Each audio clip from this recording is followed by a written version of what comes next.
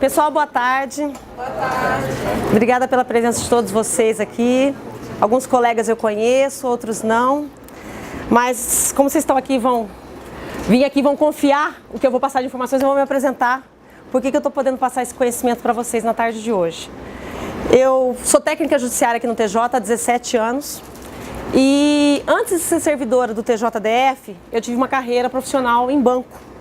Então eu fiquei muitos anos no banco.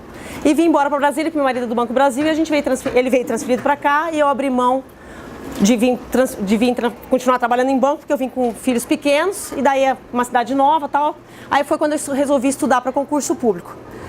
Logo depois que eu passei no TJ, durante os próximos 5 anos, eu parei um pouco de trabalhar com a área que eu trabalho, que eu sou educadora financeira, e hoje me especializei em previdência, porque faz 3 anos que é o assunto que eu trabalho atualmente. Eu não era especialista em previdência complementar, nunca tinha estudado lei, essas coisas assim. Eu sempre usei a previdência, o PGBL de banco, para investimento, para deixar de pagar imposto de renda, para pagar o imposto de renda futuro. Eu vou ensinar para vocês essa técnica de investimento. Mas eu nunca tinha me especializado em previdência complementar. Aí quando entrou a previdência complementar no Serviço Público Federal, na época o Charles era o secretário de Recursos Humanos, o Celso já era o secretário, e eles me convidaram, porque eu já era palestrante no Superendividados, e eles me convidaram se eu não gostaria de começar a trabalhar com previdência complementar para os servidores públicos, para os membros e servidores. E eu falei que sim, né? Daí eu acabei saindo de onde eu estava na Secretaria de Recursos Humanos, e acabei montando hoje, que é o setor, que é o PFPrev, que é o Posto de Educação Financeira e Previdenciária, que é justamente, eu cuido exclusivamente disso. Quando vocês veem na internet, curso de gestão de finanças pessoais, sou eu que estou dando. É um curso que eu dou fora do tribunal, e depois, diante desses 3 anos trabalhando aqui com servidores, eu acabei gostando e querendo me especializar nessa área, trazer para o tribunal, e o tribunal abriu a oportunidade de eu fazer isso no horário de trabalho, mesmo não sendo a minha atribuição, porque eu gostaria de ajudar mais os colegas e não encontrar mais nenhum colega no Superendividado. Então foi por isso que eu acabei fazendo esse trabalho e convidando vocês aqui hoje. Para quê? É uma palestra que a gente tem feito sobre aposentadoria, a gente tem tentado ir em vários fóruns, a gente tem tentado aqui no tribunal falar, e as pessoas têm tentado agendar comigo. Só que como é um assunto que ficou muito forte, as pessoas querem saber muito, e as pessoas chegam lá na minha sala e falam assim: Patrícia, posso falar com você só um pouquinho? Só que só que a pessoa não sabe o que ela tem que me perguntar, ela só chega assim: compensa eu migrar? Para mim dar as informações para responder a pessoa se compensa ela migrar, eu tenho que fazer uma palestra, porque eu tenho que trazer todos os conhecimentos, porque são individuais. Cada um vai colocar o conhecimento no seu caso. Porque muitos casos não compensam migrar, outros casos compensam. Então, e é uma decisão muito individual. Então, o que acabou acontecendo? Eu acabei não conseguindo mais agendar com as pessoas, eu não estou conseguindo mais atender todo mundo a contento, porque uma pessoa fica comigo 1h30. 3 servidores, acabou minha tarde. E como é que eu vou fazer o serviço administrativo que eu tenho? Porque o meu trabalho aqui no TJ é as planilhas, as fichas, é fazer o trabalho da FUNPRESP em si, o trabalho administrativo. Então, o que aconteceu? Então, a gente está fazendo essas palestras aqui mais no tribunal. Qual que é o meu objetivo com essas palestras para os servidores aqui do TJ e outros servidores que a gente tem feito fora daqui? Pessoal, o assunto aposentadoria, ele está muito forte, né, por causa da mídia, desde a época dos escândalos do fundo de pensão. Então todo mundo começou a falar sobre aposentadoria. E de uma hora para outra, o servidor público resolveu se preocupar: como é a minha aposentadoria? O que eu tenho direito? No que eu estou garantido? Porque o que acontece? Existe muito uma cultura, principalmente com as pessoas como eu, mais de 40 anos para cima, que tomaram posse no serviço público e ficaram assim: tomei posse, estou feliz, se acontecer qualquer coisa comigo, minha família está garantida, e a Previdência Oficial é que vai cuidar do meu futuro. E essas pessoas não foram se atualizando com as coisas que foram acontecendo na lei, não só da reforma da Previdência, mas com as coisas que já aconteceram, com as coisas de pensão. E, de repente, a gente começa a ver, quando eu acabo encontrando ou pessoas no Superendividado, ou até clientes que eu atendo aqui do tribunal ou de outros lugares fora, de manhã, é muito triste, gente. Quando chega uma pessoa para mim, mostrando o seu contra-cheque, um contra-cheque às vezes de 12, 15 mil reais, onde a pessoa já está com a margem consignável em 7 mil, e a pessoa traz os empréstimos dela, que ela tem mais 4, 5 mil de empréstimos, e ela já tem tempo de contribuição, ela já tem idade, e ela está aqui no tribunal porque ela está ganhando 4 mil com abono permanência, com vale alimentação e o AQT, e essa pessoa não pode se aposentar. É muito triste. chegar numa situação dessa. E muitos servidores não se prepararam para o dia da sua aposentadoria e descobrem que não podem ir embora para casa. Ou então, isso é a geração dos 40 para cima. Ou então essa geração mais nova, dos 25, 30 anos, que gasta tudo. Gasta todo o salário e não quer pensar, amanhã eu resolvo. Então a gente tem essas duas situações. As pessoas que gastaram demais, não se prepararam e agora se deram conta que não podem se aposentar, porque estão com a margem toda consignável e fora o que ela está devendo em bancos. E essa geração que não está se preparando. Então, diante de uma situação que a gente está vivendo hoje de endividamento, na margem, porque eu não sei quem são as pessoas endividadas no tribunal, mas a gente consegue, por estatística de matrículas, levantar qual o percentual de servidores do TJ hoje, entre magistrados, quando a gente fala matrícula, é magistrados e servidores, que estão com a margem consignável. E o número passa de 50%. Então, isso a gente acompanha sempre. E isso é uma coisa que a gente tem que reverter. É uma coisa que a gente tem que... Então a gente está aproveitando esse momento, que eu não sei se a reforma da Previdência vai passar amanhã, o ano que vem, final do ano, a gente não sabe. A gente está mais no momento mais político do que propriamente dita, do que do passo a passo, olha, a reforma já está andando assim, a gente não pode saber. Mas a gente está aproveitando esse momento político que a gente está vivendo, de despertar para a Previdência Social, de trazer consciência para os servidores públicos, e é isso que a gente quer fazer nessa tarde. Então... Como eu já estou acostumada que as pessoas vão conversar comigo, a gente já está sabendo que a maioria não entende muitas vezes o que é o regime que ela tem direito, como é que ela já está. Então eu vou fazer uma rápida explicação de cada regime, o que você tem, o que você tem direito, e daí vocês vão entender o que é, em que situação que você está, para daí a gente ver o que a reforma vai vir e o que vai interferir em cada um de vocês. Depois a gente vai falar o que é previdência complementar, quais são as opções, tá? Então vai ser um passo a passo. Então vamos primeiro se situar, que eu acho que daí vocês com isso vão conseguir acompanhar o raciocínio de entender assim, o que eu tenho direito e o que eu vou abrir mão se eu mudar de regime, tá certo? Pessoal, o que acontece é o seguinte, até 2003, o que existiu, aqui 2003 é final do ano, tá? O que nós temos é a paridade e integralidade. O que é esse regime paridade e integralidade? É você se aposentar por um cargo. Então, no caso, por exemplo, eu sei porque eu sou técnica judiciária, então o técnico judiciário é se aposentar pelo cargo C13, que é o último nível de carreira.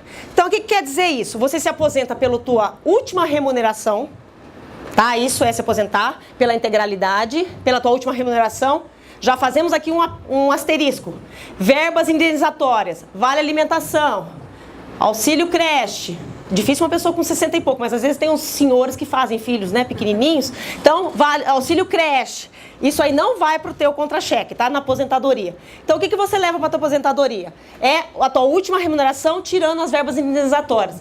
Inclusive, o teu AQT, ele não entra, e as tuas funções, não aquelas incorporadas que estão sendo discutidas, mas as funções que você está hoje na ativa, você não leva. E você vai para casa, coloca lá o teu pijama e fica em casa esperando. Se o teu coleguinha C13 tem aumento, você em casa de pijama tem aumento, tá bom? Então é isso. Então vamos fazer aqui um exemplo.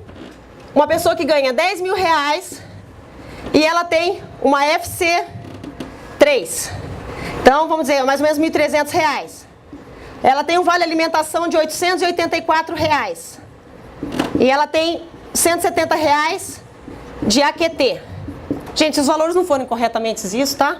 O que eu quero dizer é que essa pessoa aqui, isso aqui ela não vai levar, isso ela não vai levar, isso ela não vai levar. Então, mesmo uma pessoa que está no final de carreira e que está ganhando hoje 10 mil, ela não vai levar 10 mil.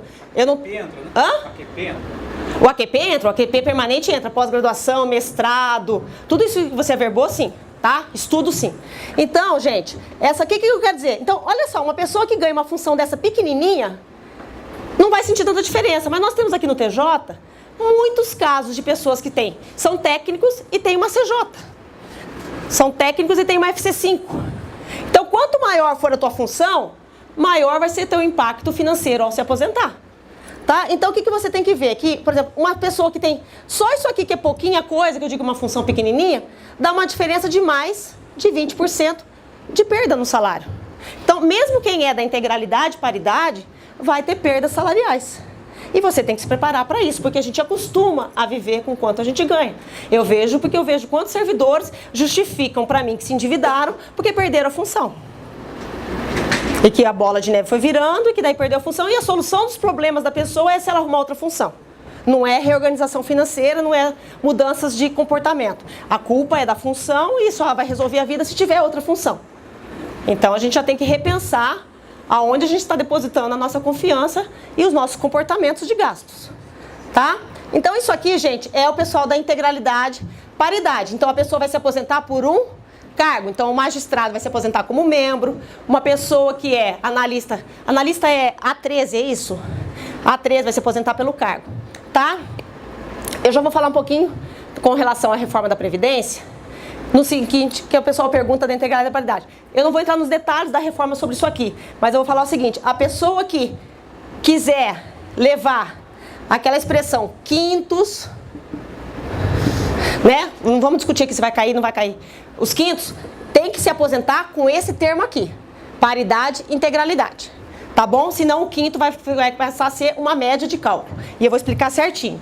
Outra coisa que o pessoal pergunta muito aqui. Patrícia, mas eu entrei na TJ antes de 98.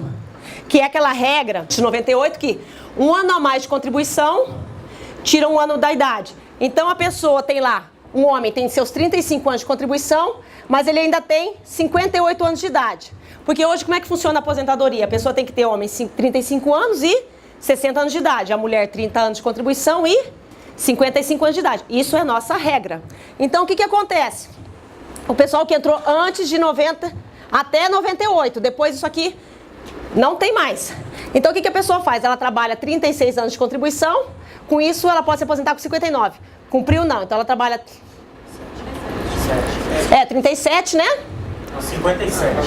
Ah, desculpa, isso. Ela diminui um ano. Então, assim, essa regra, gente, inclusive na PEC, essa regra não vai cair. Tá? Pelo menos não vai cair assim. O que está aprovado, o que passaram, pelo menos na primeira comissão, isso aí vai prevalecer, tá? Então, a pessoa trabalha um ano a mais de contribuição, com isso ela pode se aposentar um ano a menos e vai compensando. Então, isso aqui não caiu. Tá certo? Depois disso, gente, a partir de 1/1 de 2004... O que entrou aqui no serviço público? Que é a maioria de vocês aqui, que são tudo, tá com cara tudo de gatinho aqui, então é a maioria. É o pessoal da média. A média dos 80... Se sentiu ofendido, né? Não, você é gatinho também, você deve estar aqui na média. Então aqui, ó, gente, da média dos 80%. O que é essa regra aqui da média? Vamos lá fazer um exemplo aqui. A pessoa, o pessoal brinca, eu faço esse exemplo mesmo. A pessoa trabalhou na padaria durante 5 anos, recolheu lá um salário mínimo. Aí depois ela trabalhou, ela estudou bastante, entrou como técnico judiciário. Ficou mais 5 anos no TJ como técnico. Recolheu sobre 6.500 a média. Depois ela se tornou analista. 10 anos, 12 mil. Aí depois ela virou um magistrado. 15 anos.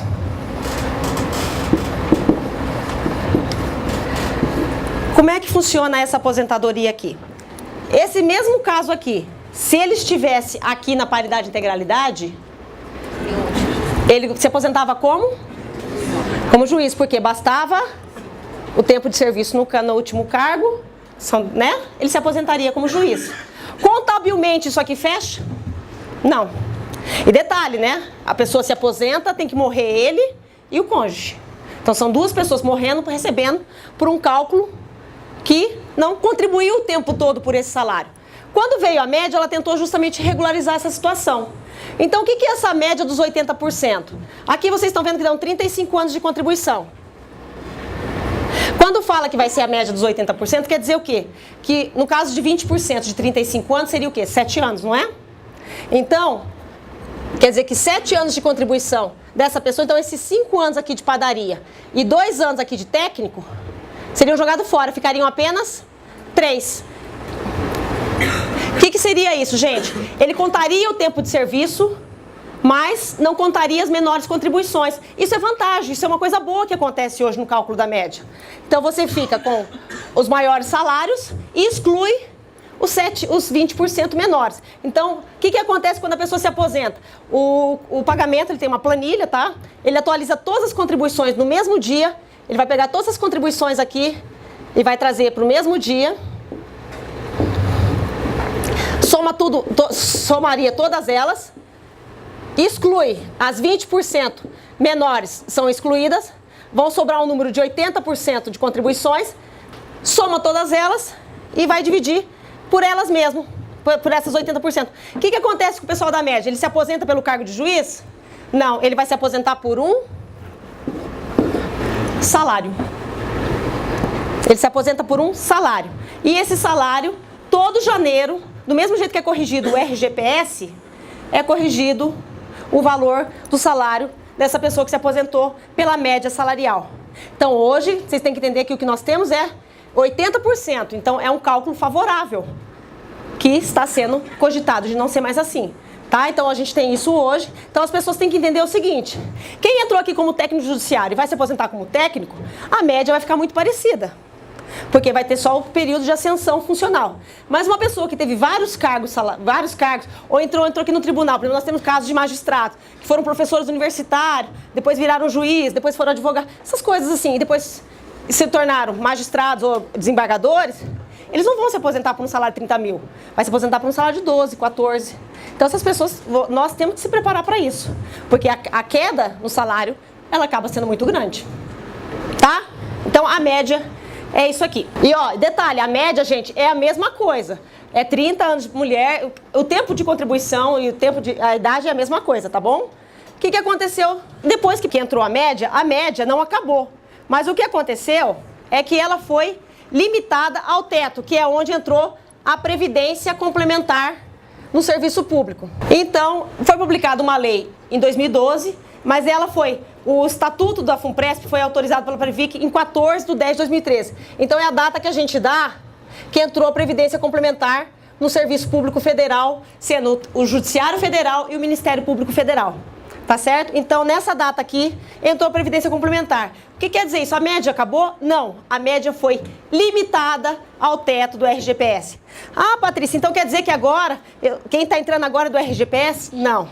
O servidor público que toma posse no Serviço Público Federal, seja no Judiciário, seja no... continua sendo do RBPS, regime próprio. Só que, em vez do governo dar 2 índices de teto, ele limitou o teto do serviço público, do judiciário, do servidor público, ao mesmo teto da iniciativa privada. Hoje, uma pessoa que trabalha numa empresa pública, uma Petrobras, um Banco do Brasil, eles podem ganhar 10 mil reais. Só que eles são limitados ao teto. Eles contribuem sobre o teto, 5.531, e o que excede, ou contribui para a Previdência Complementar, ou então faz sua aposentadoria por fora, ou então se aposenta depois só com 5.531. Tá? Então, o que nós fizemos, o que o Serviço Público foi igualar o mesmo valor. E esse valor hoje, no ano de 2017, ele é de 5.531,31 centavos. Esse valor aqui, gente, o ano que vem, um exemplo, ele vai para 5.800, o pagamento não vai chegar para você e falar, você quer contribuir? Não, esse valor aqui, todo ano que subir, é o valor que o servidor público que está limitado à Previdência Complementar contribui. Sobre esse valor incide os mesmos 11% que para quem é da integralidade e para quem é da média, a gente contribui sobre o todo. Então quem é da Previdência Complementar paga só sobre esse valor, que hoje corresponde a R$ 608. Tá certo? Então, quer dizer que uma pessoa que contribui aqui sobre esse valor, olha só, olha aqui, um técnico judiciário, esse aqui é o salário inicial no TJ.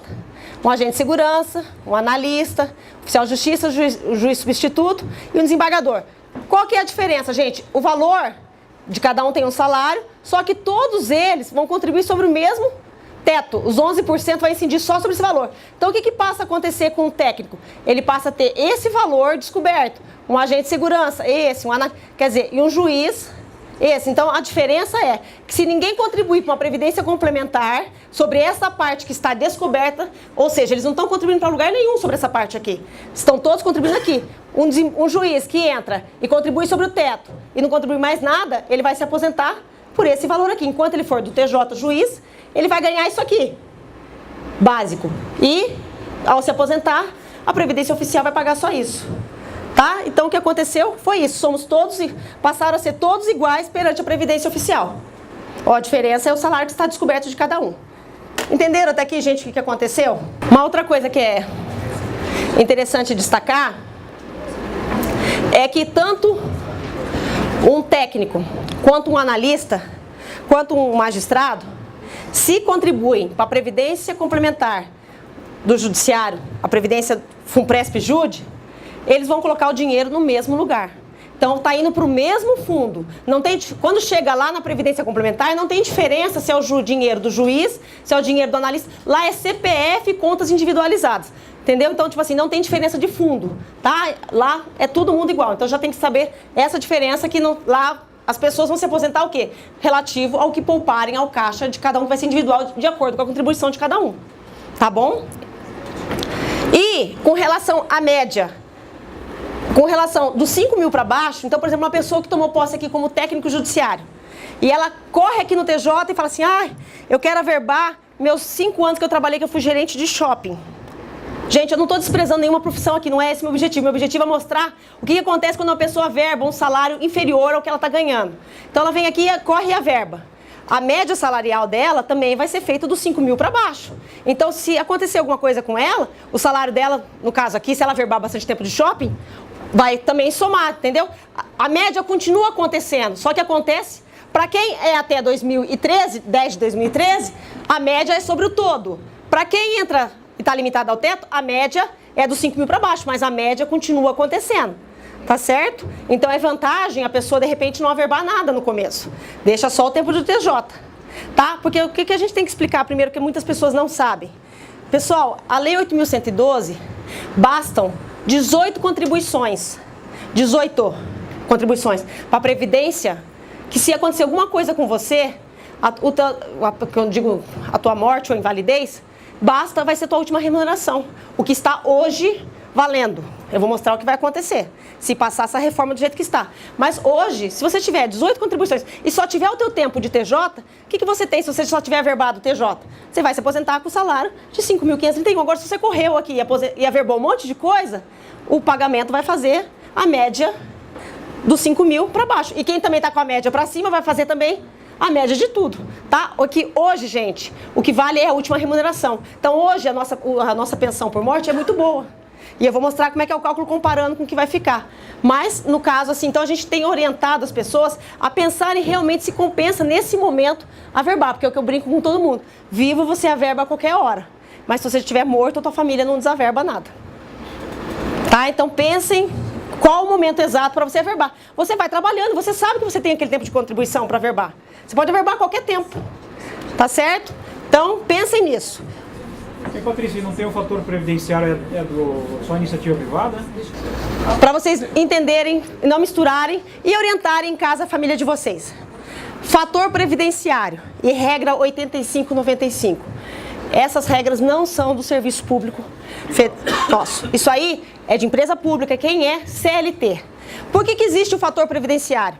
Porque, gente, até hoje, antes da reforma, na iniciativa privada, basta um homem contribuir 35 anos e a mulher 30 anos e a pessoa se aposenta. Só que é onde a gente fala que as pessoas não se preparam financeiramente. A pessoa contribui 35 anos e vai lá e dá entrada na sua aposentadoria. Só que ele esquece que ele tem 50 anos e nunca foi apresentado ao fator previdenciário.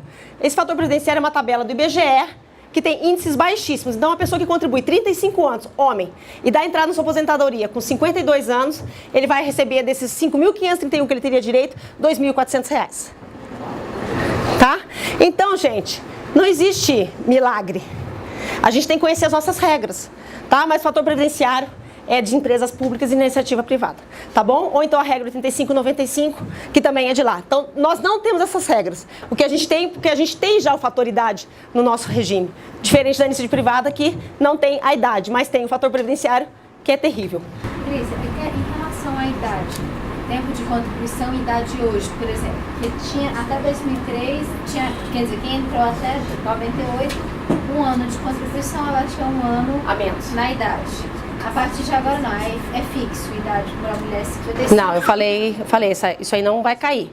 Tá valendo ainda, não passou a reforma, mas se passar, essa regra para quem entrou posse em 98, tá valendo ainda. Sim, na proposta. Quem entrou após 98? Para quem entrou até 98. E após 98? Já... Não, para quem entrou após 98 é 30 anos de serviço mulher e 55 de idade e homem 35 e 60 anos de idade. Isso é o que nós temos hoje vigente. A regra, qualquer pessoa que for se aposentar hoje tem que cumprir isso, tá bom?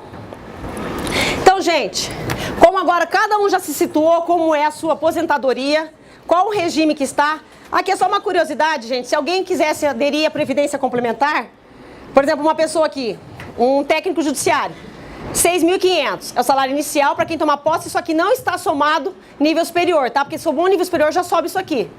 Quer dizer, se aqui subiu, 6.000, vai passar a ser 6.800, menos 5.000 não vai ser mais 994 descoberto, vai ser um valor maior, tá? A pessoa ganhou uma função, passou para 1.100, mais 1.100 aqui, passou a ser o salário dela 7.500, menos 5.500, a diferença passa a ser 2.000. Vocês entenderam? Então, sempre a Previdência Complementar é sobre o valor que está descoberto, tirando o teto que já paga 11%. Então, uma pessoa que entra aqui no serviço público hoje no TJ, os colegas de vocês que chegam no setor novos e que são da Previdência Complementar, eles entram contribuindo assim. Então, por exemplo, eles podem aderir de 6,5 a 8,5 e ele contribui, por exemplo, 6,5, esse valor R$ 65 aqui, quase 65, e o TJ é o mesmo valor. Se ele aderir 8,5, quase 85, e o TJ é a mesma coisa. Um desembargador, no mínimo, ele contribui com 1.621 e no máximo com isso aqui, sendo que quem é da Previdência Complementar, do mesmo jeito que a gente contribui para a Previdência Oficial, 11%, e o TJ é paritário com a gente, só que o TJ é paritário em 22%, tá? Na Previdência Complementar não existe essa diferença. Na Previdência Complementar, o índice é o mesmo. Se a pessoa adere com 8,5, o tribunal também adere com 8,5 sobre a parte que está descoberta. Então, já tira o primeiro sentimento. Eles não estão contribuindo sobre o todo igual a gente, ainda tem que contribuir para a Previdência Complementar também. Não. Eles contribuem até o teto, 11%. O que excede, que não está contribuindo para lugar nenhum, eles têm a opção de contribuir ou não. Então, algum de vocês que vão escutar a palestra e pretendem uma hora, querem saber se vale a pena ou não migrar, e quiser aderir à FUNPRESP, é sobre essa planilha aqui que vocês vão ter que se decidir a contribuição, de acordo com cada cargo, né? Salário. Aqui é o índice, cada cargo. Vocês entenderam? Aquele salário lá é o seco, é aquela quando a pessoa entra que não tem nada. Não está somado função, não está somado nível superior, não está somado mestrado, não está somado nada. É só o salário seco, bem, sem verbas indenizatórias, tá? É o salário realmente de remuneração. Então vamos lá, gente. Propostas da reforma. A primeira coisa, o que aconteceu até 2 dias antes da delação da JBS. Aquela primeira lá de maio. O que aconteceu?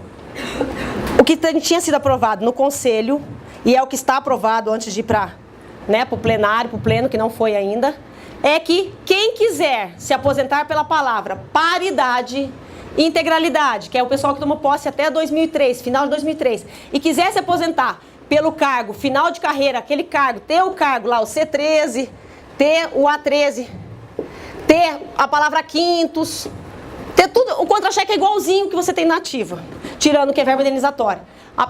Não está proposta, nessa proposta não está tendo regra de transição. Então, quem quiser se aposentar pela paridade, integralidade, a proposta é mulher 62 anos e homem 65 anos, sem regra de transição.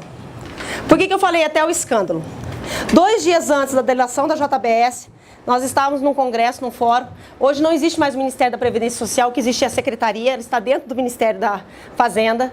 Nós estávamos lá num fórum e estava saindo de dentro da Secretaria, então quer dizer, era uma coisa que viria do governo, uma proposta de que seria ofertado uma transição para quem é da paridade e integralidade. Isso não chegou, não está na PEC, não está em lugar nenhum, mas está a nível muito forte de que seria proposto uma regra de transição de 50% do tempo que falta para quem é da integralidade e paridade.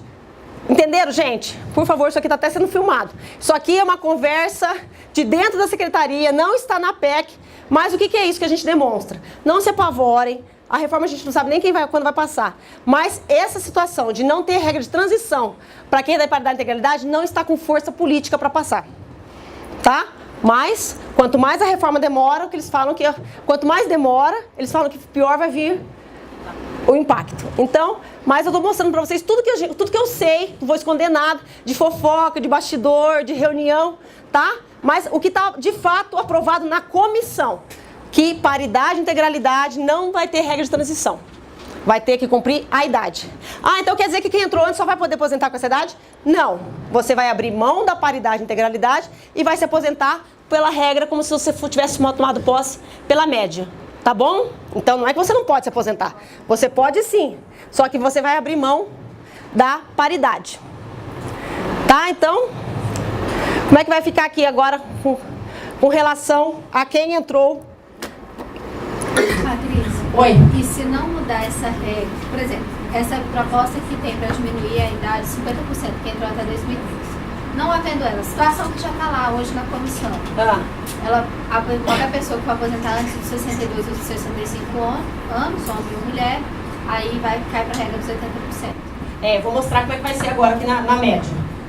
Fazendo na média, eu vou mostrar tudo como é que vai funcionar, a idade, a proposta, tudo. O que eles estão propondo, gente?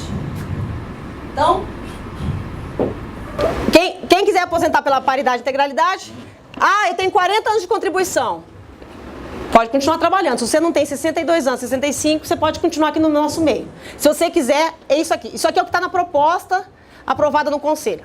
Tá bom? O que eles estão propondo para o pessoal que é da média dos 80%? Que é o pessoal que tomou posse a partir do 1 de 2004. Ou o pessoal que é da paridade e vai abrir mão da paridade e integralidade. Né? Que não vai querer esperar a idade. O que eles estão propondo, gente? Uma regra de transição, onde vai ter que ser acrescentado 30% do tempo que você tem de contribuição, do tempo que está faltando. Então vamos fazer aqui um exemplo. Nós estamos aqui em 2017 e vamos escolher alguém aqui. Vou pegar você. Eu ia falar. Só que você vai ter que falar a tua idade para todo mundo. Falo sim. Eu vou fazer 30 anos de tribunal ano que vem. Estou com 47 anos. Ano que vem estarei com 48. Então, você tem 47 anos hoje. Em 2017 você tem 40 anos. Gente, se vocês não entenderem essa regrinha, vocês vão saber calcular de todos vocês, de todos os amiguinhos que não vieram aqui. 2017, 47 anos e ela já tem... Você tem 29 anos de contribuição? 29. Você tem 29 anos de contribuição. Olha o caso dela aqui. Quanto tempo está faltando para ela? Ela é mulher. Qual que é a regra hoje? Mulher está faltando quanto tempo? 1 ano. De idade está faltando 1 ano. Então está faltando 1 ano de contribuição. Então vamos aplicar aqui os 30%. 30% de 1 ano seriam mais 3 meses, né? Mais ou menos 4 meses. Oi? 4 meses. Então mais 4 meses. Então ela teria 1 ano e 4 meses. Então vamos aqui fazer. Então todo mundo faz isso, vê o que falta, do que falta acrescenta 30%. Aí você descobriu o tempo de contribuição que falta para você contribuir com o pedágio, com a transição, como você quiser chamar. Aí você pega esse valor aqui que você achou e soma no teu tempo aqui. Então ela vai estar com 48 anos e 4 meses, quando ela terminar o tempo que falta mais a contribuição. E isso eu vou colocar aqui também no 1 ano e 4 meses. Isso aí vai terminar em 2018 e mais 4 meses. Entendeu? Então vocês descobrem aqui primeiro, o número que der aqui, vocês somam na idade que vocês têm hoje e no ano que vocês estão. E no ano, para vocês descobrirem em que ano que vai terminar. Muito bem, ela já trabalhou o tempo que falta, já pagou o pedágio. Só que o que acontece agora com a regra de transição de quem é da média? A pessoa aqui não está falando ainda da idade mínima. Da idade de 62 anos, não a idade mínima, a idade proposta mínima. Está falando o quê? Que ela tem que terminar. Só que hoje, a idade que ela tem, é que o teu caso, você já é da regra de 98. Então você vai ter que contar 1 ano a mais, 1 ano a menos da idade. Tá? Então aqui você teria que fazer o cálculo para ver, porque você vai poder trabalhar menos. A regra de 98 se mantém. Mas eu vou fazer um exemplo, se ela não fosse de 98. Tá bom? Ela teria a idade mínima 55 anos? Não. Então ela de cara já teria que continuar, mesmo cumprindo o tempo que falta e o pedágio, ela teria que continuar trabalhando. Só que o que acontece? Que vai acontecer com a maioria de vocês. Gente, isso aqui é a tabela proposta quando estava a reforma da Previdência, né? Que seria, eles acreditavam que até 2018 seria publicado, então eles manteriam mais um ano, que seria assim, até 2019, final de 2019, a idade mínima da mulher ainda continuaria sendo 55 e do homem 60 anos. E a partir de 2020, essa idade mínima, por causa da expectativa de vida que aumentou, essa idade mínima vai começar a aumentar também. Então, no caso dela, ela aqui, depois nós vamos fazer um outro exemplo de um outro colega. Ela vai estar com 48,4, então de qualquer jeito ela vai ter que continuar esperando, porque ela termina em 2018, em 2018 a idade mínima ainda era 55. Então ela mesmo assim ela vai ter que continuar trabalhando. Esquece tua reforma, depois a gente tem que fazer a conta tua, dá para tirar uns 3 anos. Mas vamos dizer aqui, quer ver, eu vou pegar, eu acho melhor eu pegar, tem algum exemplo de alguém que não trabalhou tanto tempo assim, que tem trabalhado uns... Ah não, mas eu não sou da regra de 2003. Quem é? Eu tô na média. Hã? Eu tô na média. Mas você já tem bastante tempo assim de serviço? Faço 38 no final do ano. 38 anos de contribuição? É. Nossa, bastante já o teu, hein? Tá esperando a idade só. Pela regra,